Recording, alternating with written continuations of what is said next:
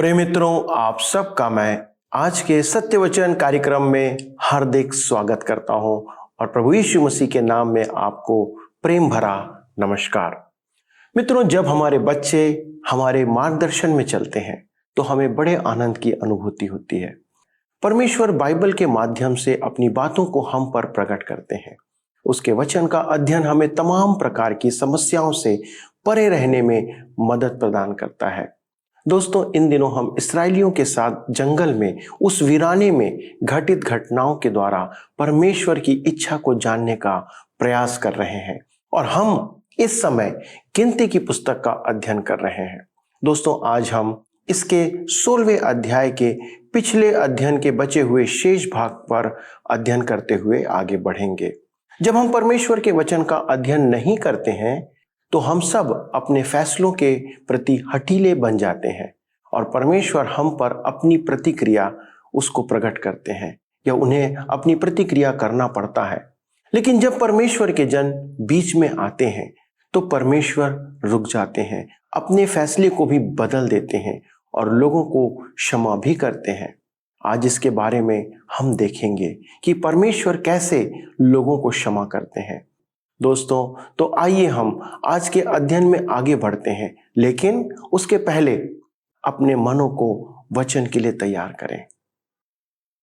गिनती 16 अध्याय उसके 31 से 33 पद में लिखा है, वह ये सब बातें कह ही चुका था कि भूमि उन लोगों के पांव के नीचे फट गई और पृथ्वी ने अपना मुंह खोल दिया और उनका और उनके घर द्वार का सामान और कोरह के सब मनुष्यों और उनकी सारी संपत्ति को भी निगल लिया। और वे और उनका सारा घर बार जीवित ही अधोलोक में जा पड़े और पृथ्वी ने उनको ढांप लिया और वे मंडली के बीच में से नष्ट हो गए। परमेश्वर ने किस प्रकार उनकी प्रताड़ना की, यह देखकर मन में आश्चर्य और भय उत्पन्न होता है। जिस प्रकार का पाप उन्होंने किया उसका दंड भी उसी प्रकार से मिला। वह लोगों को कोरह और उसके झुंड से अलग करता है, भूमि को फाड़कर फिर बंद कर देता है। गलातियों के पत्र 6 अध्याय के 7 पद में कथन है, धोखा न खाओ, परमेश्वर ठट्ठों में नहीं उड़ाया जाता, क्योंकि जैसा बोओगे वैसा ही काटोगे। परमेश्वर मनुष्य के पाप के अनुसार ही दंड देते हैं। बूढ़े याकूब के जीवन में यह सच्चा था, दाऊद के लिए भी सच था, पौलुस व अन्य प्रेरितों में भी यह सच ठहरा और हमारे जीवन में भी यह सच होगा। गिनती 16 अध्याय के 34 और 35 पद में हम पाते हैं, और जितने इस्राएली उनके चारों ओर थे वे उनका चिल्लाना सुन यह कहते हुए भागे कि कहीं पृथ्वी हमको भी निगल न ले। तब यहोवा के पास से आग निकली और उन 250 धूप चढ़ाने वालों को भस्म कर डाला। वे मनुष्य इस्राएल में अगुए थे। उनके विचार में उनके सेवा कार्य में उन्हें अधिक महत्व मिलना चाहिए था। यह वर्तमान में हमारे लिए कितनी बड़ी चेतावनी है। अधिक लोगों में परमेश्वर की सेवा करने का अद्भुत वरदान है, लेकिन यदि उन्हें किसी दीन ओहदे पर रख दिया जाए और वे सोचने लगे कि उन्हें तो कलीसिया को चलाना चाहिए। क्या आपको याद है कि दोरकस को सिलाई का वरदान था? प्राचीन कलीसिया के लिए यह दान इतना महत्वपूर्ण था कि पतरस को उसे मृतकों में से जिलाना पड़ा। मेरा मानना है कि वर्तमान कलीसिया में हमें कम बोलने वाले और अधिक काम करने वालों की आवश्यकता है, न कि अधिक बकवास करने वालों की। कलीसिया के छोटे व दीनहीन कार्यों को करने के लिए ऐसे ही नम्र लोग चाहिए, परंतु प्रत्येक व्यक्ति और प्रत्येक वरदान दोनों महत्वपूर्ण हैं। जलन और विद्रोह करने वाले परमेश्वर की ओर से दंड पाएंगे।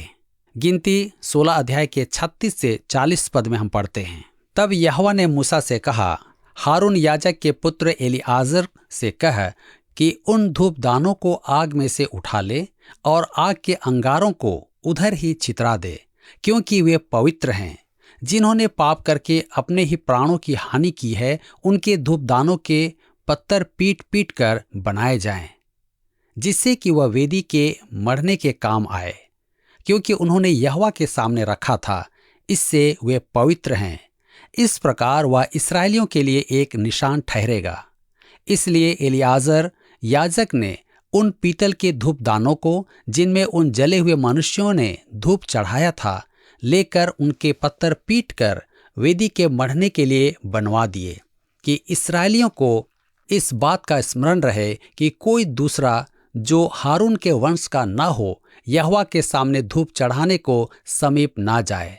ऐसा न हो कि वह भी कोरह और उसकी मंडली के समान नष्ट हो जाए, जैसे कि यहोवा ने मूसा के द्वारा उसको आज्ञा दी थी।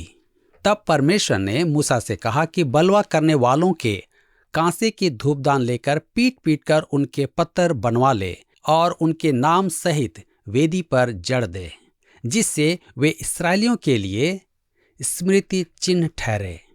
और कोई भी जन जो हारून के परिवार का न हो याजक का कार्य नहीं करेगा और न ही कोई वेदी पर धूप जलाएगा।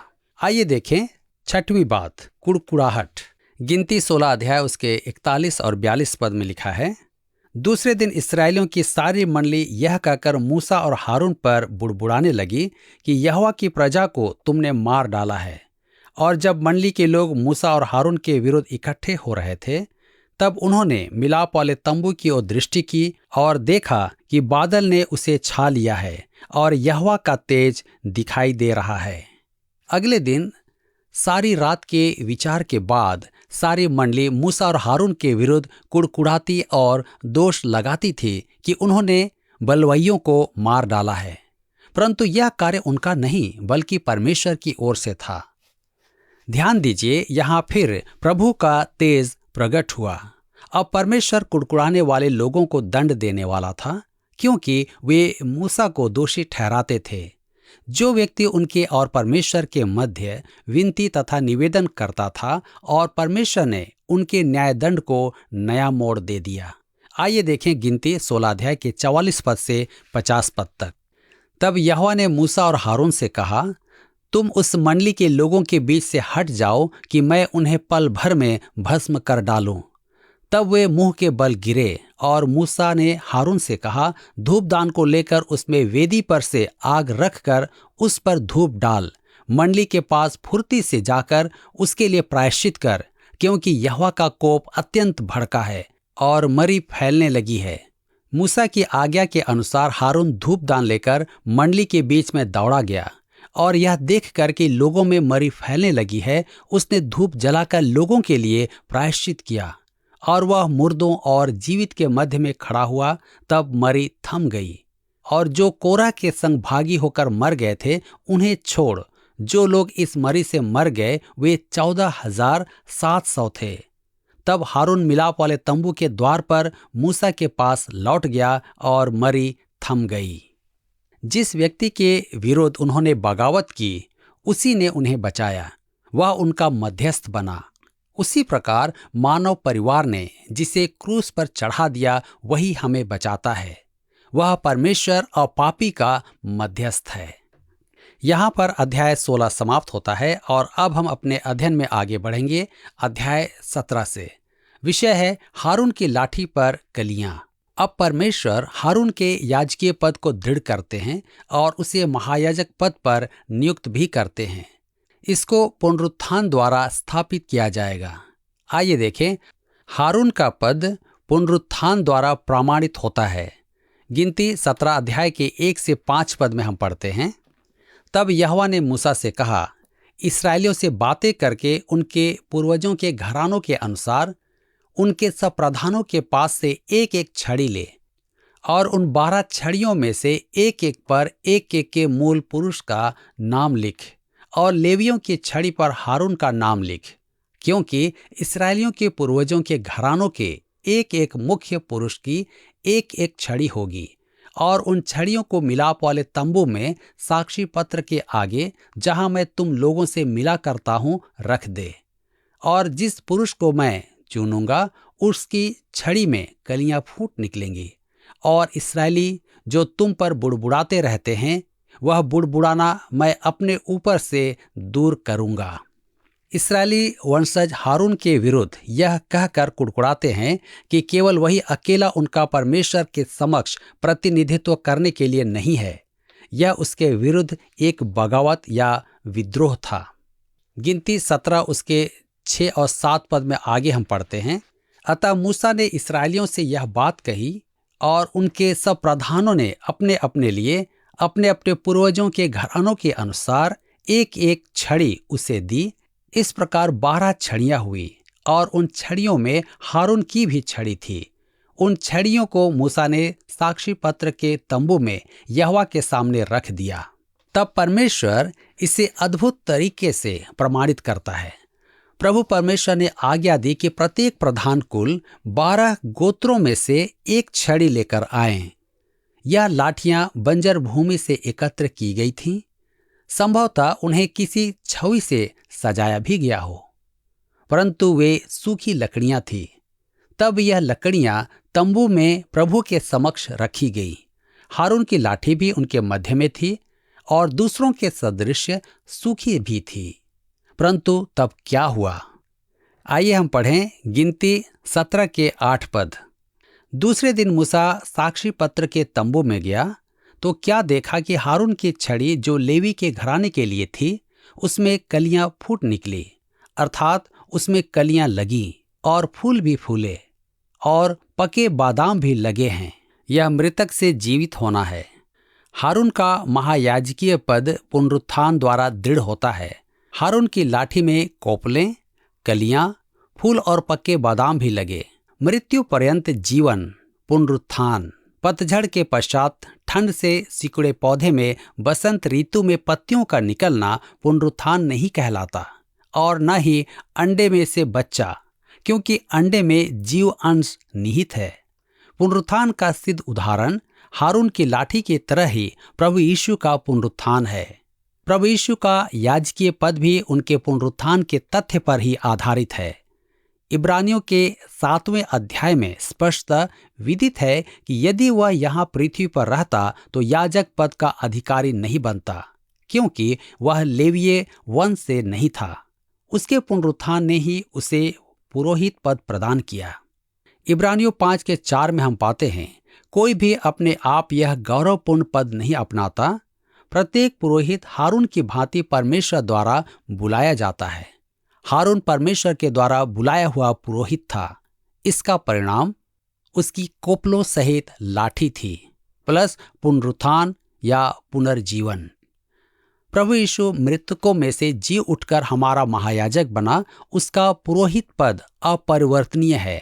अतः यही कारण है कि जो लोग उनके द्वारा परमेश्वर के शरण लेते हैं, वह उन्हें पूर्णतः बचाने में समर्थ है, क्योंकि वह उनकी ओर से निवेदन करने के लिए सदा जीवित है।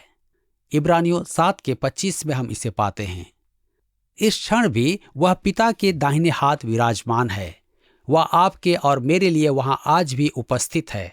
हमारे लिए एक सौभाग्यपूर्ण बात यह है कि हम किसी भी समय उसके निकट पहुंच सकते हैं।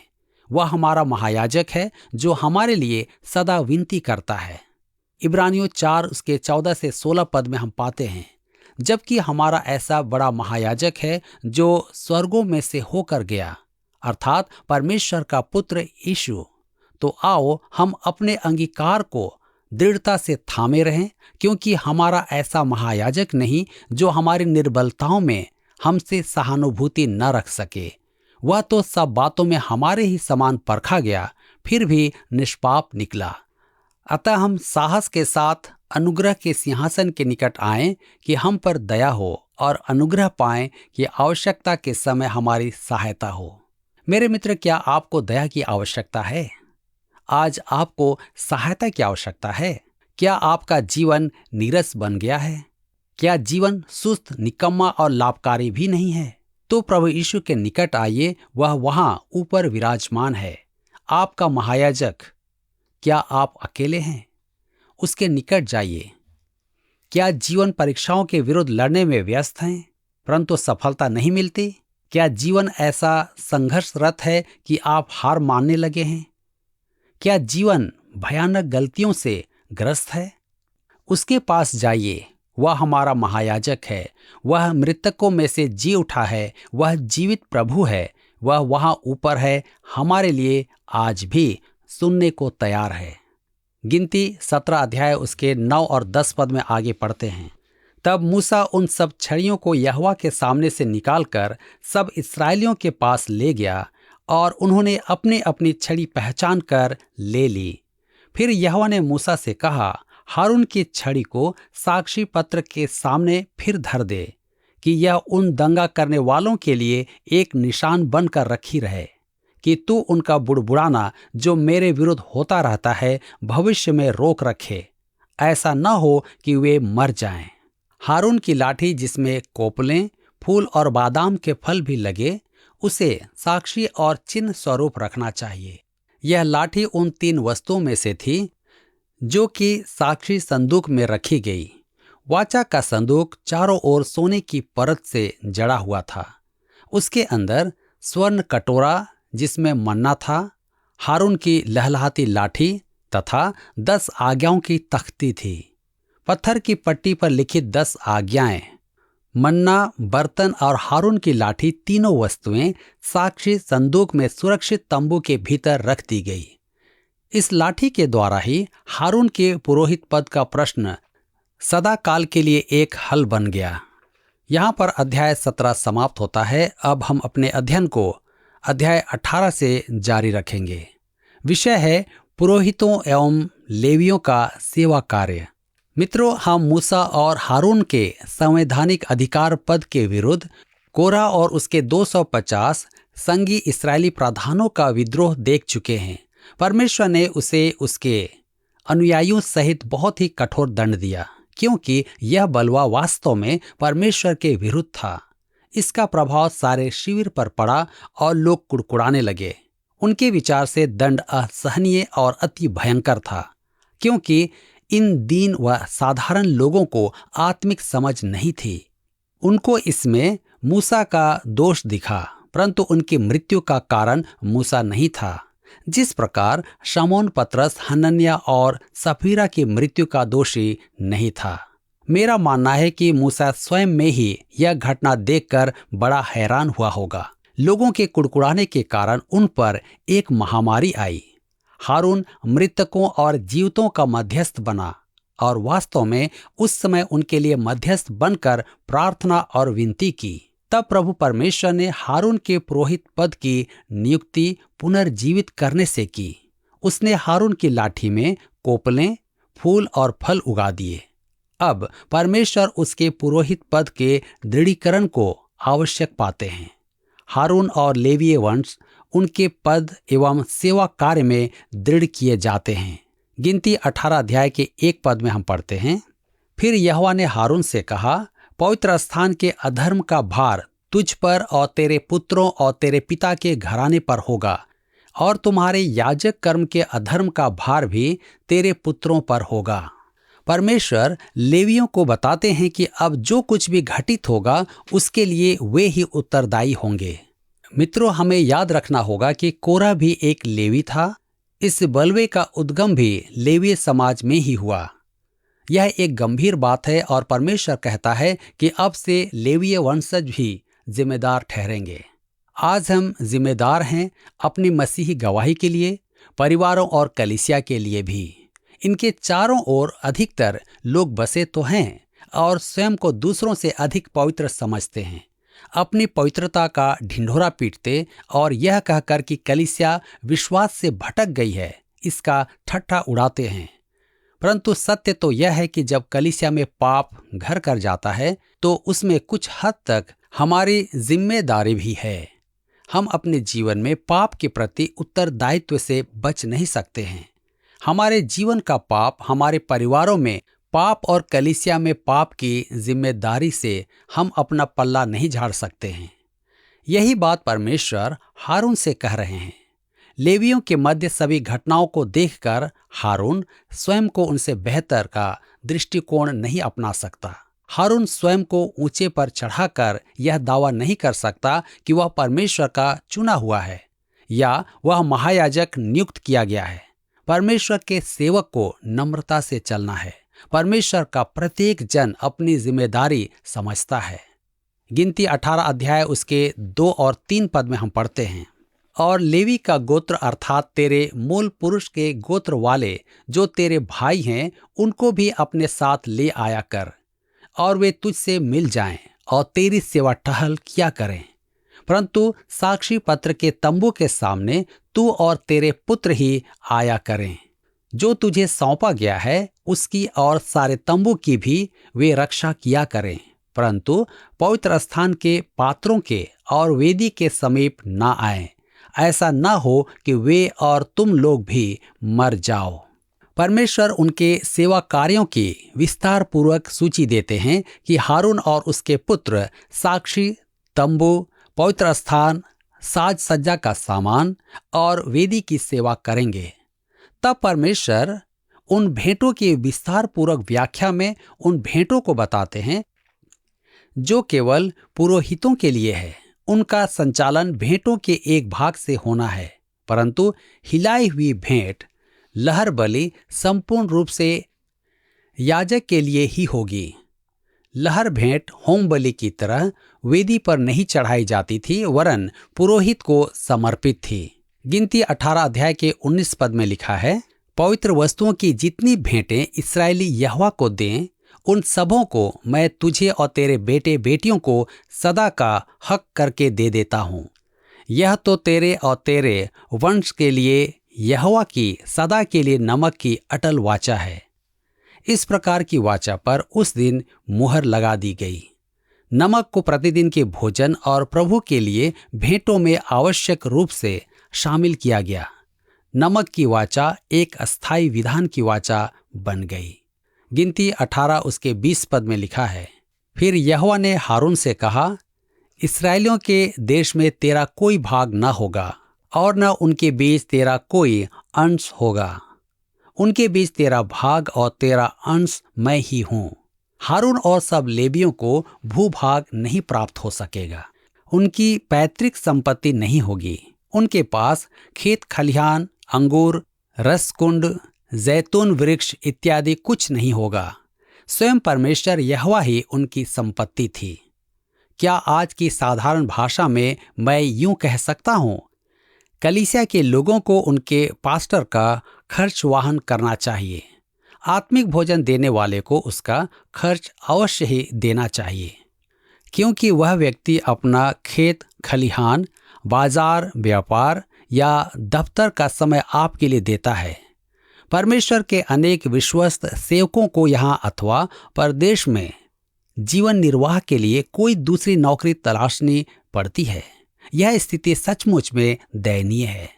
इससे सेवकाई को धक्का पहुंचता है। परमेश्वर ने लेवीय सहायता देकर कलीसिया को उसके पास्टर को संपूर्ण सहायता देने का सुंदर उदाहरण पेश किया है। मैं मानता हूं कि परमेश्वर की ओर से प्राप्त होने वाली वस्तुओं के लिए उसकी ओर देखने में कई समस्याएं आती हैं, परंतु यह भी एक अद्भुत अनुभव है।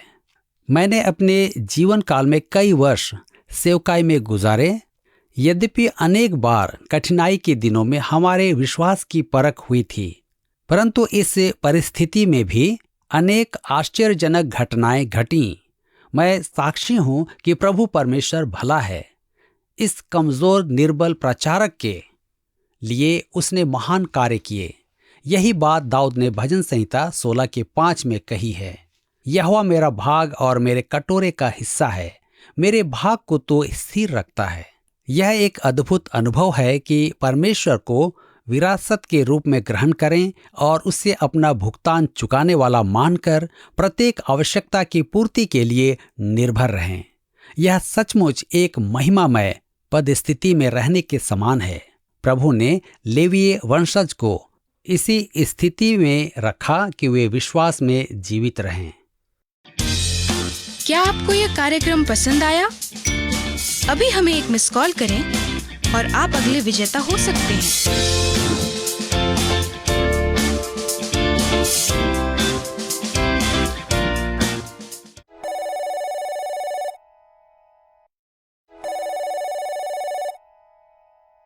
प्रिय मित्रों, आज कलीसिया काल में भी इस्राएलियों की तरह परमेश्वर के कोप के भड़कने की घटना को हम देख सकते हैं। जैसे हनन्याह सफीरा की अचानक मृत्यु, कुरिन्थ में प्रभु भोज में अनुचित रीति से भाग लेने से कुछ लोग रोगी हो गए और कुछ ने मृत्यु का भी सामना किया।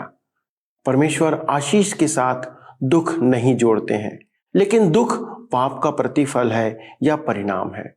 इसलिए यह परीक्षण का विषय है और परमेश्वर से अपने संबंध को ठीक करने का अवसर भी है, जांचने का अवसर है, उसकी बातों को मानने का अवसर है, अपने पापों की क्षमा प्राप्त करने का विषय है।